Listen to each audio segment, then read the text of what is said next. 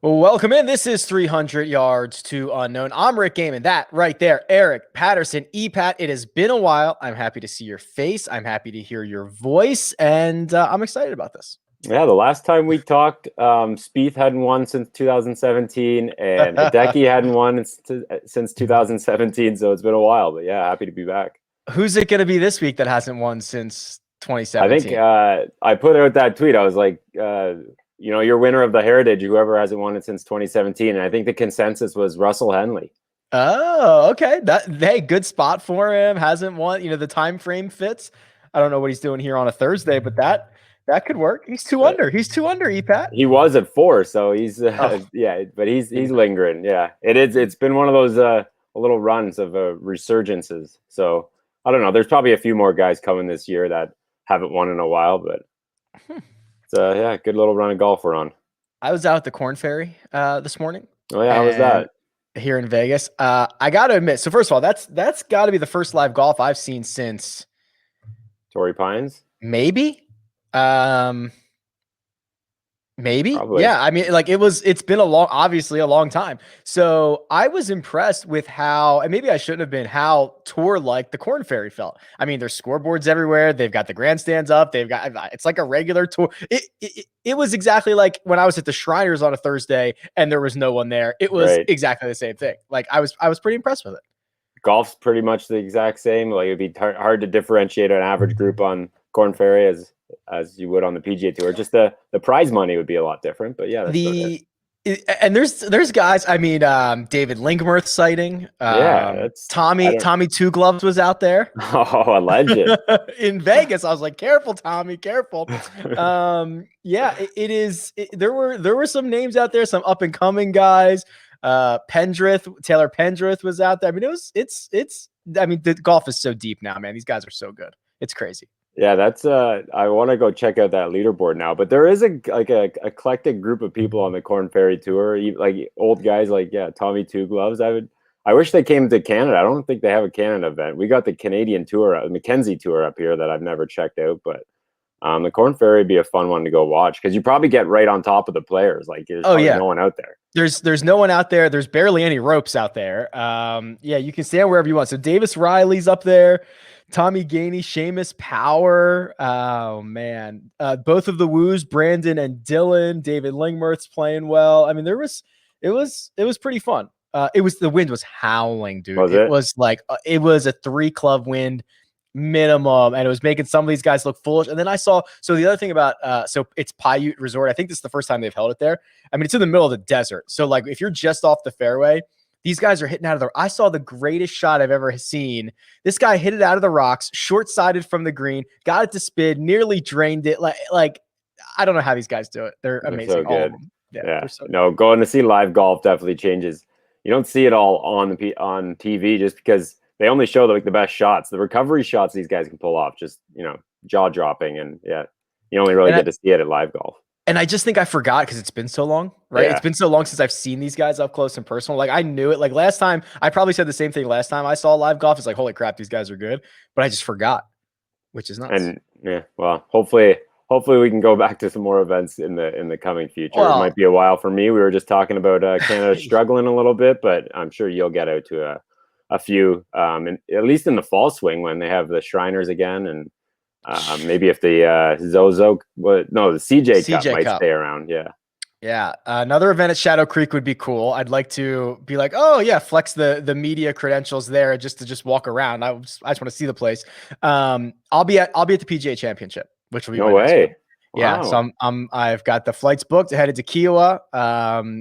Is this through work or for pleasure?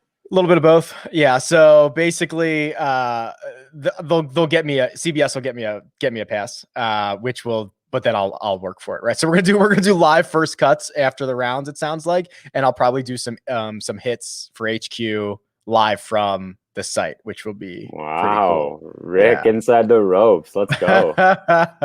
So I'm excited about that. Obviously, although Kiowa is it could not be a worse, It's so hard to get to Kiowa Island. And I like, saw you tweeting about this. You were looking up Airbnbs maybe, and I guess now you've committed. You're going, but yeah, I can imagine it's a tough spot to get to. It's kind it's of impossible. remote.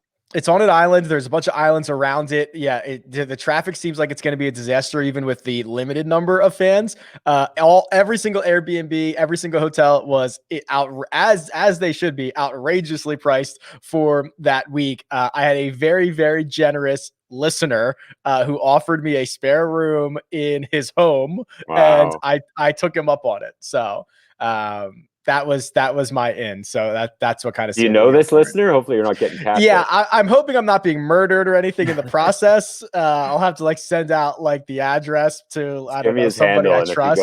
If you go silent after, I'll know what happened. No, I trust him. He seems like a good guy. But yeah, that's where I'll be. That's exciting. Damn, I'm very jealous. Third week of May or something like that. So it should be really cool. We just had another major championship, the Masters, in the books. Hideki Matsuyama gets it done. We've talked a lot. Listen, a lot of oxygen is always spent on the Masters. A lot of oxygen was spent on Hideki, but you and I haven't had an opportunity to chat. I mean, what was like the best? Like, there was so much of this that was great. Is there one thing that kind of stands out to you, whether it's the the Japan angle and the fact that he's going back to the Olympics, the fact that he's the first guy to ever do it, just like the most we've ever seen Hideki smile? Like, what's the best part about all this? I think my favorite part of the entire Masters was just Hideki like fist pumping when he put his green jacket on the 18th green. Just like emotion you would never see out of what we like to refer to as a robot. So that was, I don't know, for me, I just couldn't stop smiling watching that. He was just so happy, and I think I threw that out there, just like a universal language is that smile, that amount of joy. So that was my favorite part, and probably the lasting memory I'll take from it. And just seems, Hideki, a mystery man. A lot of people don't know much about him, but his game kind of speaks for himself, and it's nice that he got one. And it makes a lot of sense that it was the Masters, just kind of looking back at it all. The record books will show it was a one-shot victory, but it wasn't really that close, right? I think that he played very correctly a bit of prevent defense coming down the stretch. Xander made it close for about 3 minutes from 15 to 16. That's when Hideki goes over the water on 15, or over the green on 15 into the water.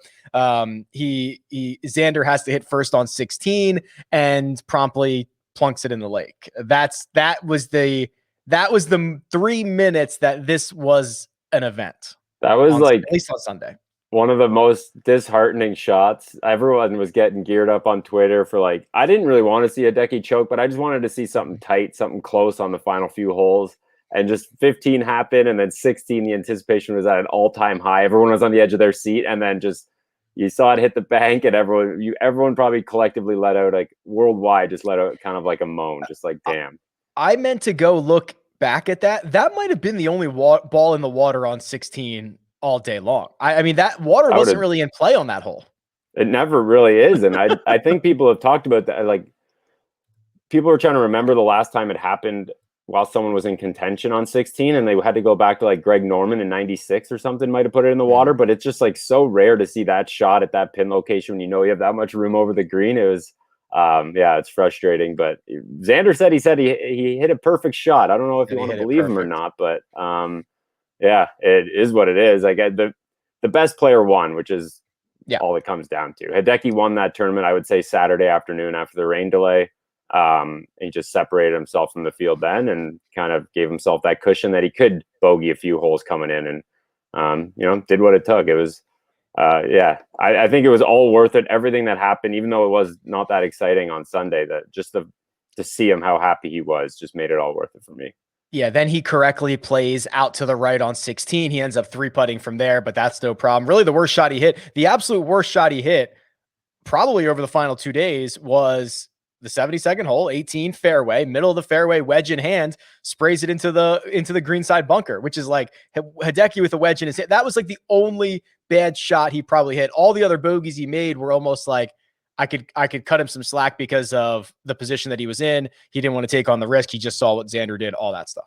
Yeah, no, he was special. I mean, that, like I said, that Saturday afternoon, after the rain delay, just completely took advantage of a soaked course and was just went nuclear. It was unreal. I think I might, because I was tracking JT. I wanted JT in the mix. They were both 5 under at the start of the delay, and there was a 10-shot swing from that point on. Just how much he separated himself from what I thought was JT's best chance at winning a major, or He a was Masters coming, at dude. least. He was coming. It was JT was on the prowl. He did it. He was awesome on Thursday. He was better on Friday, but he was throwing darts. He was doing the JT thing. He gets to that rain delay, which was Saturday, right? The rain delay was Saturday. Okay. He gets to that and just could never get it going. Makes a really ugly triple after that. But you're right, man. He was on the prowl. That felt like it was really close. I know it was I only was just Saturday. looking at the leaderboard. It was like, I don't remember who exactly. Like Justin Rose was up there, obviously Zalatoris, Hideki, but like there was no DJ, there was no Rory, there was no Bryson, there was no like all the other top guys. JT was like neck and neck with Spieth. It seemed like an event. The Masters was his if he really wanted to go get it, and he could have done it Saturday afternoon, but just threw away shots and took himself out of contention for what I would say is the second Masters in a row. He's just kind of let himself down on a Saturday. Again, I was tracking him closely on Saturday in November too. He kind of did the same thing. So, someone who's knocking on the door. I don't really know how we got on JT, but it's fitting for like Hideki's been close a bunch. You know, JT's now been close a few times. So like Rahm's been close a few times. You can see these guys all with green jackets on them. You know, they're going to be a champion eventually in their career. Just a matter of when. The quote of the week came after the third round from Hideki Matsuyama because Jim Nantz asked him through his interpreter, what did you do during that rain delay, during that weather delay? Because you came out, like a bat out of hell. What was he, 6 under in his last 8 holes, something like that? He shoots a 65. And Hideki says, I sat in my car and looked at my cell phone, which is like, first of all, it's so good because like you wonder like, okay, like, so you're going through the translator, you wonder like what, like that's the most direct answer he could have given, right? Like other guys probably did the same thing, but if you asked JT that, he would have said, I took an opportunity to get away from golf, just get my brain in somewhere else. So I didn't have to think about it. I could come back refreshed. But he would have given that answer. Hideki just says exactly what he was doing, which was unexpected and amazing. And Jim Nantz was like, okay. The translator, definitely doesn't help Hideki's personality. I wonder how much gets filtered out from the translator from Hideki to the translator. But yeah, that's a good quote. I mean, Hideki seems like one of the most like kind of laid back, nonchalant, low key type person. Like we saw him after he won, walking through the airport with the green jacket flung over his arm, over the seat. Just like Hideki, he doesn't live a lavish lifestyle, I don't think. So he might be a little more relatable than we might think. The other thing, I was thinking how hard it would be to be a translator, because if the guy that you're translating for goes on a multiple sentence response and you have to, I would not be able to remember all of that. So I would end up just being like, I sat in my car and looked at my phone. Like that's what he said. Like, you know what I mean? Like I'm going to cut some corners here. Right. No, it would be so hard. Some corners. Yeah. No, it's apparently Hideki can speak English, but he maybe does this to stay away from the spotlight, which is, power to him. We see it in baseball a bunch. Like I know here in Toronto, Edwin Encarnacion, he could speak, I think I'm 99% sure he could speak English, but he just pretended that he couldn't and just never really spoke to the media because he would need a translator. Just the guys from Dominican and whatnot, they just don't want to speak to the media. And if they can get away with it, that's good for them. I've heard Hideki speak pretty decent English, like on hot mics or in person, but yeah, he doesn't really do it in interviews. And the other thing is, I would have paid a lot of money. So after DJ puts the green jacket on Hideki goes up there and he gives his thank you speech. He forgets to thank the members. Yeah, so his interpreter is like, no, get back here. Like you have to specifically thank them, which I thought was hilarious. And then he goes over and him and DJ are laughing about something. And I'm like, I would die to know what these specific two guys are talking about in this moment. Like it would have been so good. Yeah, I don't know what DJ and Hideki have in common other than being Masters champions. That's about it. We just found the first thing they have in common. Yeah, no. But to get those two guys laughing between something was definitely need to know what was said there. But Maybe we can ask DJ one day. Oh man, that is awesome. So the one-shot victory over Will Zalatoris, who now, I mean, this is getting a little bit out of control because this guy is clearly awesome. I mean, you remember 6 months ago, there were a lot of us who were very bullish on him, and I even remember saying, "Wow, Data Golf actually has him as like the 27th ranked golfer in the world, like right now." And I was like, I remember saying that's pretty optimistic, but I think he's like a top 40, top 50 guy. Well, guess what? He's like the 27th ranked player in the world. And it's starting to stir up a lot of these issues, EPAT, because he is not a member of the PGA Tour. He does not have his full card, which means unless he wins a golf tournament between now and Wyndham, Wyndham, he will not be participating in the FedEx Cup playoffs. How nuts is that? Just the thought of keeping a top 30 player on the world who plays your schedule full time.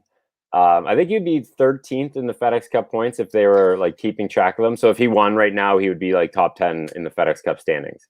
Like He would get all those points accumulated for him. So currently the 13th best player on your tour, if you want to keep track based on FedEx Cups, and he just won't qualify for the postseason, which is, I think it definitely highlights just how kind of broken the whole system is. I know it's the only time this has ever happened is Zalatoris doing this after a pandemic. It's very weird and kind of unique, but at the same time, for it to happen and for the possibility of him to miss the playoff does show, in my opinion, that something needs to be changed, because it could happen again, and potentially you're keeping guys down in the Korn Ferry Tour who could also be making a run on the PGA Tour. I just think there's like a trickle down effect here. Well, that's right. So we to tell this whole story, we actually have to go back to, I guess it'd basically be March of 2020 when the tour shuts down for 91 days. We are in the middle of a pandemic, and the tour has to decide what to do with its members, and they are historically, Eric, like very, like if you have your tour card, it's kind of hard to lose it. That's been the story over the years. But what would normally happen is we would get a graduating class of 25 golfers from the Korn Ferry Tour every single year. That's the feeder system. Well, for 2020, the tour said, okay, we're not going to take any cards away from the guys on the PGA Tour. They did something, I forget what it was. They took like the top 10 guys on the Korn Ferry and gave them like special exemptions into some smaller, like 6 other events or whatever. Opposite field events for this year. And actually, when I had, I think it was Brandon Wu on this podcast, he was like, that's not even that good of a reward, because in those 6 events, you would have to go so crazy hot on the PGA Tour to earn enough points to get your special temporary membership. It would actually be better off to stay on the Korn Ferry and just ensure you get more Korn Ferry Tour points so that you are part of the next top 25 class. So it was like they really didn't do much for the Korn Ferry guys during all of this. Yeah, no, that's exactly right. Like these guys who get the special temporaries, they do run extremely hot when they're up here. They take advantage of one invite, and then they're top 10ing and then move on to the next year, like next event. That's what Zalatoris did. Not a lot of guys can do it, but when they do, that does highlight the fact that there's something the system in place right now keeps some of the best players that could be on the PGA Tour in a lesser tour. This isn't just a COVID situation. I think it's happening before, like even before. You could argue Zalatoris should have been on the tour last year. Him and Davis Riley were lighting it up on the Korn Ferry Tour. They should have their full-time cards, but the members of the tour like to protect themselves. And if you have a long-standing relationship with the PGA Tour, you're bound to get more starts. And it's so rare and unique for this tour. It's the only sport where this really happens. I was trying to think of like something similar, and the only thing I could really come up with was in baseball when they expand the rosters in September. Imagine instead of calling up young guys, instead of calling up the next crop, maybe a guy from AA that you're really excited about, a pitcher or whatever, you go back in time and you call up retired players, and not even the best retired players, but like the middling average guys. Like this is what you see when like Carlos Franco plays in an event, or I don't know, like I'm looking at this week, we got Hunter Mahan, who hasn't been around. He hasn't really done much. Bo Van Pelt's in the field, just like very middling, old way past their prime. So if baseball did that, that would be an absolute joke. If you had a bunch of 45-year-olds out there way past their prime playing games, when you could have the next crop of guys coming up and potentially making an impact right away.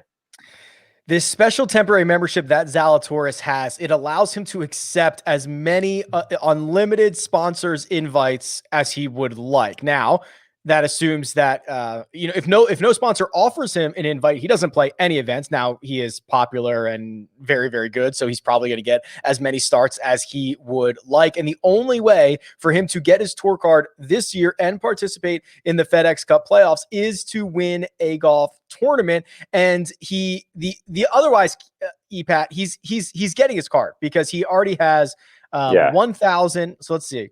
He has to get as many FedEx Cup points as the guy who finished 125 last year. So he's currently at 1,043 FedEx Cup points, which means he is like 3 times over the number he's going to actually need. 125 last year was Bo Hogue. He had 281. No. I'm looking at the wrong thing. But he's got it was like 350 points. So he's got well more than he needs. But it's really a matter of there's going to be probably millions of dollars that he is not going to earn this year because he's not going to be able to participate in the playoffs. Like if sponsors can invite him, but the only sponsors that won't be able to are what? The Northern Trust, BMW, and FedEx at the Tour Championship, because you could assume he makes it that far. Yeah, I'm sure FedEx would love to have a top 15 player in the world in their field and not really have this kind of cloud hanging over their event that they've created.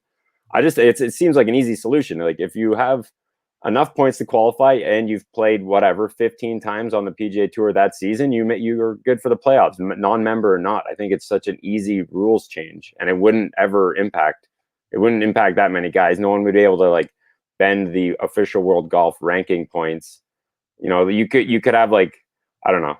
You can't just go based on strictly on world ranking, because there are guys who are top 50 in the world that never play on your PGA Tour. But if you do play 20 times on the PGA Tour, 15 times on the PGA Tour, you should be able to qualify for the playoffs. Yeah, or here's the rule. If you're a non-member and you have earned more points than the guy who is 125th in the FedEx Cup, so when we get to the Northern Trust, you're in. We'll just expand the field to one. It's going to be one guy or 2 guys or 3 guys. Expand the field to 128, then cut it to 75 or whatever, or 70. It's not that big a deal. Just throw them in. Yeah, and I think we've probably talked about this before, but I don't even think 125 should get in. I think it should be narrower. You want it smaller. Yeah, I want it smaller. Make them a little more prestigious. But yeah, that's. I think it's just such an easy fix, and maybe something to look at after this year. Just it's crazy to think that everyone's like, yeah, he'll get all the sponsors invites he wants, but he won't if he doesn't win come playoff time, because he'll be sitting at home. If the playoffs started today, Patrick Rogers would be the last man in. He has 226 FedEx Cup points. Zalatoris has 1,043, and Victor Perez has 234. So if you just added the non-members into this that don't have or that have more points than the guy in 125, our field would be 127, and that's what we would take to the Northern Trust. Problem solved. There's a lot of solutions, but I don't think they'll get there this year. It's crazy. But for me personally, for the sake of this conversation, I hope Zalatoris doesn't win. I just want to see it kind of crash and burn in that way. If he wins, then they'll be like, yeah, the system works perfectly. But if he doesn't, you want him to finish second in every event. You want him to be on the Ryder Cup team. You want him to be the number 3 ranked player in the world and not be in the FedEx Cup playoffs. I want him to be like number 1 in the race to Dubai, but not even qualify for the playoffs for the PGA Tour's playoff. That would expose the tour pretty badly if that happens. I mean, the European Tour lets anyone in. Like Morikawa was over there trying to win the race to Dubai. He barely played in the European Tour. So I don't know. It's crazy. I want to see the extreme scenario play out where Zalatoris doesn't make the playoffs, but top 10 player in the world. I'm pretty sure Morikawa's first real on European soil event was the finals of the race to Dubai, because he was one of the guys that, top 5, if you win it, you win the whole thing. That was the first event he played, because he won the PGA Championship. He played well at the WGC, stuff like that. So yeah, if the European Tour can make it happen, I'm pretty sure the PGA Tour can figure it out. Yeah, no, that's Maybe Zalatoris will go over and win the race to Dubai and just pass Stay on the there. FedEx Cup. maybe, That'd be maybe nice. he'll just stay there and just win everything over there. He's so good, dude. By the way, He is. Outside of like the fact that this is the PGA, like the FedEx Cup stuff, he's unbelievably good at golf. People were like, I don't know who to compare him to or what kind of game he has, but like better Patrick Cantlay. Like he seems so so kind of automatic. Obviously, Cantlay's not playing great right now, but just like he hits it both ways. Like he's dead straight off the tee. His irons are really good, and he can putt it well. It just seems like everything's working. I don't see how he's not like a top 15 player for the next, I don't know, 15 years. He is big on the decade system, which is Lou and Scott's kind of system for like risk and reward. It's why we saw him pull driver immediately every time he stepped on number 3 at Augusta National. He leans into the strokes gain stuff a lot, which I really love, right? It's, our idea of what a good golf shot is very much skewed by what we see on TV. But if you look at the actual numbers, it's a lot different, right? Like on Sunday, when you see a guy hit a wedge to 21 feet and the announcer says, oh man, that's below average, he's not going to be happy with that. That's like well above average on the PGA Tour. That's like a great shot, but we're only seeing the really good guys from the guys who are playing well. So I think all of our stuff is skewed, and he really leans into the data, and I love that about him. Just like pound greens in regulation, hit just constant, fairways, greens, low, like, take on the risk when you need it, but obviously play safe at the same time, take the big number out. He's just that just makes him so consistent, and that's why he doesn't win that much. It's kind of surprising that he only has one Korn Ferry Tour win, and he has like a boatload of top 10s on the Korn Ferry Tour. So this could be like maybe a little mini Finau situation developing, but I think he's still, he's probably better than Finau was he's definitely better than Finau was at this age. He just there's a lot to like. I'm excited to watch him, for the rest of the season. The thing that I always think is crazy is he finds success at every level he goes to. Every level and every type of course. Okay, here are some of his results. T6 at Winged Foot. Okay, next week T8 at Punta Cana. Could those courses be any more different? T5 at Shriners. That's a birdie fest. T7 at Torrey Pines. That's a very difficult golf course. T10 at API Bay Hill. Very difficult. Runner up at the Masters. Like, doesn't matter. Yeah, it doesn't matter. It's crazy to think about. Like Torrey Pines U.S. Open coming up, already has a decent showing at a U.S. Open. That seems like a spot for him too. He could fit inside Bryson DeChambeau, like no doubt. He is. Yeah, he's got to have like a 26 waist. He probably weighs like 140. Completely different. But yeah, he's definitely one to watch. I'm excited. The other thing is he's playing every course for the first time, Eric. Every course. First time. That was, I will say one thing that not irked me. It just, people made a huge deal of him coming runner up in his debut at the Masters. And, in November, we saw someone make their debut and come second. And, we were just like, oh yeah, Sung Jae is really good. We know that. Move on. Now we're calling Zalatoris like super phenom. This kid can play anywhere. But Im's already done this, but I guess maybe the American angle is an added factor. For sure. Yeah. Speaking of Bryson, real quick before we get out of here. So he was supposed to play RBC Heritage this week. Oh, this is fantastic stuff. Withdrawals on Monday.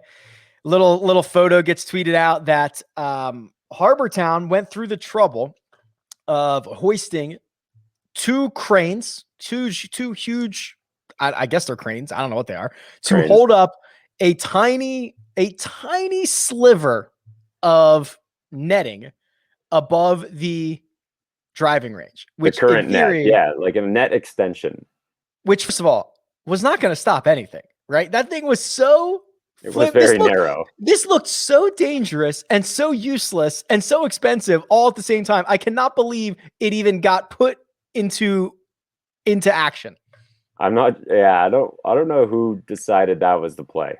Apparently it cost like 20 grand plus plus all the workers to figure it out and do it. Like, I think to rent the cranes and whatever, the net is like 20 grand, which for an event, it's probably not that much, but it does seem like a lot. Like, this is a huge expense, but apparently it wasn't just Bryson. I'll give him that. Apparently that net doesn't really contain anyone. So obviously Bryson not being there is, I don't know. he was definitely one of the major culprits for flying it over the fence, because that's like almost his goal when he goes to the driving range, is to clear the fence on the other side. But yeah, that seems like a massive amount of work to contain some driving range shots. Yeah. Like, what's the big deal? Or just spend 20, like how much would it have cost to just put higher nets in? I don't know. Probably more. I don't know. It just shows you how poles. far these guys are hitting it, that the net at the end of, which is probably already like 300 and something yards long, doesn't contain these guys anymore. And they're just flying it over. And like, what kind of a range? I mean, obviously they don't have the land, but like, I don't know. You just hit right into the net and it falls down. Like, you're not really learning much, but maybe, I guess, because it's 300 yards away, you might be. But it just seems like quite the scene. And I wish, I wish Bryson was there to overtake the second net, because he would probably have bragged about it. He definitely would have bragged about it. All right, EPAT, before I get you out of here, anything else, any little nuggets, anything else fun that happened that we should chat on? I liked your nugget about McIlroy dropping outside the top 12 for the first time since 2009. Yeah, he's now. I thought he was down. I thought he dropped in like 2017, but it was only got to like 11. Yeah, right. Right. I thought so too. And when I started going back to the results, I was like, okay, here he gets to 11, probably a couple weeks later. But nope, he never got worse than like 11th or 12th. 13th was his worst since basically he was like on his ascension. So he's like 20 years old then. Yeah, that's crazy. Yeah, it's really crazy. He's that's like Tiger Woods, like first car accident Tiger. That's the era that we're talking about. That's like, it's so long ago. And I mean, 13, 12, not that big of a difference, but does show that there's kind of the slump that he's in. He hasn't won since the Canadian Open. It's almost going to be 2 years. In June. Yeah, well, and because all those, that's the 2-year rolling average. Those wins are falling off, and honestly, it's gonna keep going. It's gonna keep getting worse because guys are winning. There's so many good guys. His wins are falling off. I'd have to go and look and see what else is about to fall off. Let me check this real quick. I mean, his results before the COVID break, I think he had like 7 top 5 worldwide finishes. Like he was playing at quite the level, number 1 in the world, and then that shutdown came and it's been gone. He's fallen off a cliff. That's definitely true. Here, his next month of results. So in a month, this is what's going to fall off, and this is a ton of points. A T5 at Farmers, a T4 at Riviera, a runner-up at a WGC Mexico, a 6th at API, and his win at the Players are going to fall off in the next 5 weeks. That is like a ton of points. If he doesn't replace them, this could be like a 20th. He could drop down a considerable amount. Yeah, that's right. It's a curse because he has so many great results that can fall off. So it's like a gift and a curse, but he is 5 weeks away from all of those, from 5 top 6s and a win at the Players, which is like 80 world golf ranking points away from like it's going to get uglier if he doesn't do something here. I was going to say, like, a lot of the European guys this year have almost turned things around. Sergio, Rose, there's a few others. To an extent. Molinari's playing a bit better. But yeah, and then Rory, like Captain Europe there, he might be the one struggling the most heading into the Ryder Cup. And we actually probably won't see him until, so he's probably not going to play Zurich, right? He's probably not going to play Valse, but he'll play Quail Hollow? Will he play Wells Fargo? Yeah, I think he committed to that already, but that's the next one on the list. So that's 3 weeks away. So before he even gets to tee it up again, he's going to lose 3 more top 5. He might be the 17th or 18th ranked player by the time he tees it up again. Hopefully he figures it out. Maybe a trip back to Kiowa to get some good memories going, but I don't know what's going on with him. The fact that he went and chased distance is one of the most baffling decisions, if that is the actual reason for his demise over the last few months. It's the power of Bryson doesn't just extend. It's creeping in through all the other players. Second longest guy on the planet trying to chase distance. It's crazy stuff. Perfection. All righty, Pat. Much appreciated as always. Good to see you. Good to chat with you. But that'll do it. You can follow Eric on Twitter at EPATGolf. You can follow me at RickRunGood. This has been 300 Yards to Unknown, and we'll catch you next time.